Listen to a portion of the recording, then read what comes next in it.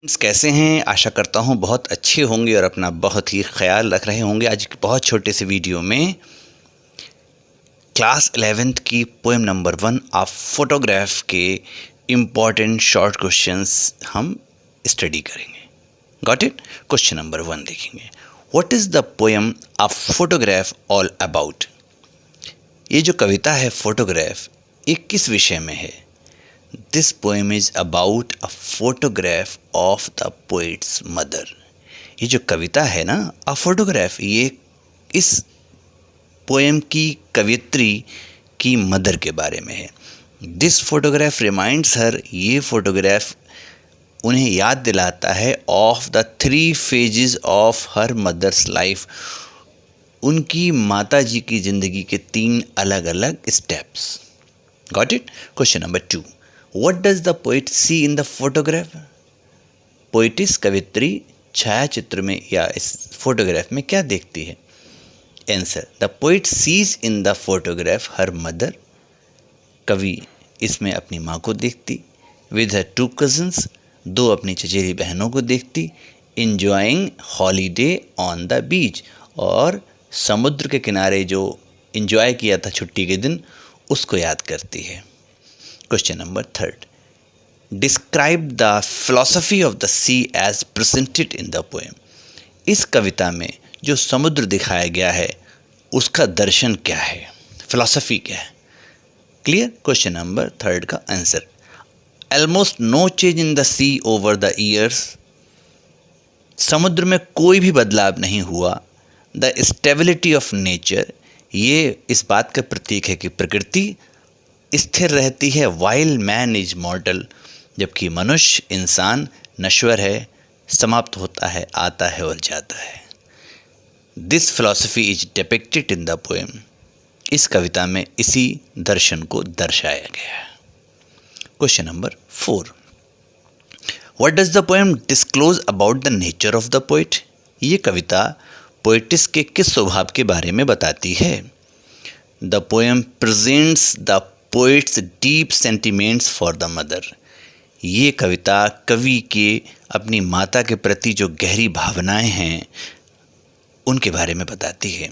Missing her laughter expresses the poets love for her mother, और उससे अपनी माँ की हंसी याद करना और उनके प्रति प्रेम को व्यक्त करता है। क्लियर? क्वेश्चन नंबर 5 देखते हैं। Give a comment on the questions of the poet's mother. कवित्री की माँ की चचेरी बहनों पर एक टिप्पणी कीजिए। Betty and Dolly are the cousins of the poet's mother. Betty and Dolly poet's की मदर की चचेरी बहनें हैं। They're walking hand in hand, उनका हाथों में हाथ डालकर घूमना। विद हर, उनके साथ। शोज, दर्शाता है देयर लव फॉर हर, उनके प्रति उनका प्रेम। All the 3 seems very close, ये तीनों बहुत आपस में निकट दिखाई देती हैं। क्वेश्चन नंबर 6 देखेंगे। What was the past for the poet's mother? कवित्री की माँ का अतीत क्या है?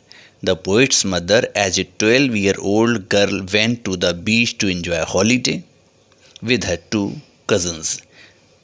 कवि की माँ 12 साल की उम्र में कवि को लेकर बीच पर जाती हैं छुट्टियां मनाने अपनी 2 चचेरी बहनों के साथ। This was past for her, ये उनका अतीत था। क्वेश्चन नंबर 7 देखिए। What was the past for the poet? कवित्री का अतीत क्या था? Years later the poet's mother looked at her own photographs of childhood. काफ़ी सालों के बाद जब उनकी माँ उन बचपन के फ़ोटों को देखती हैं कवित्री के, she found it funny and laughed. इसे देखकर वो हंसती हैं और ये बड़ा मजाकिया है।